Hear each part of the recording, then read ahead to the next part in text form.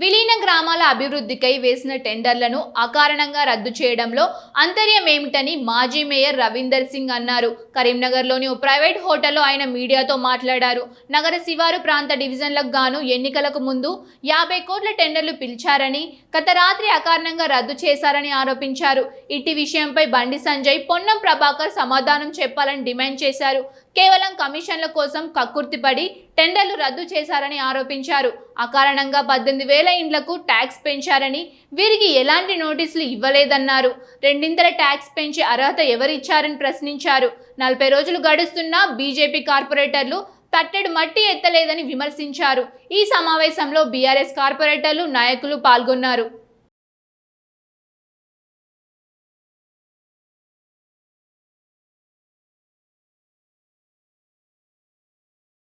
ఎవరెవరైతే కాంట్రాక్టర్లు పాల్గొన్నారో ఆ పాల్గొన్న వాళ్ళకు కేవలం ఒక మెసేజ్ పంపిండ్రు.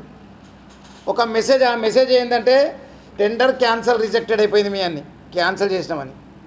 అంతే తప్ప కానీ ఎక్కడ కూడా అసలు ఏ గ్రౌండ్లో దీన్ని మనం క్యాన్సల్ చేసినాం, ఎందుకు క్యాన్సల్ చేసినాం, పూర్తి వివరాలతో ఎక్కడ కూడా ఆన్లైన్లో ఈ రోజు వరకు కూడా ఇప్పటి వరకు కూడా పెట్టలేదు.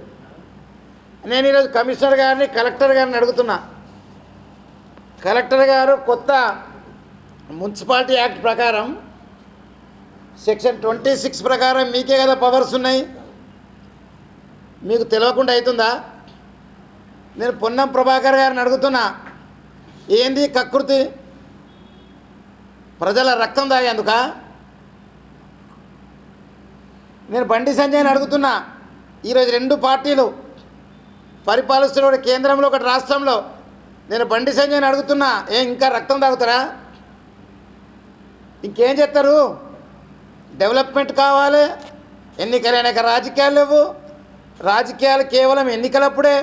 దాని తర్వాత మేము మంచి దోస్తులం, బాగా పనిచేస్తాం, అష్టచమ్మ ఆడుకుంటాం అని చెప్పిన వాళ్ళు మీరు మరి టెండర్లు ఎందుకు క్యాన్సిల్ చేసినారు? బండి సంజయ్కు తెలియకుండా, పొన్నం ప్రభాకర్కు తెలియకుండా ఈ టెండర్లు క్యాన్సిల్ అయినాయా? అయితే మీరిద్దరు కూడా వెంటనే మంత్రి పదవులకు రాజీనామా చేయాలి. ఇంత పెద్ద కార్పొరేషన్, ఉత్తర తెలంగాణలో అతిపెద్ద కార్పొరేషన్, అక్కడ జరిగే విషయాలు మీకు తెలియదా? మీ ఇద్దరు ప్రమేయం లేదా?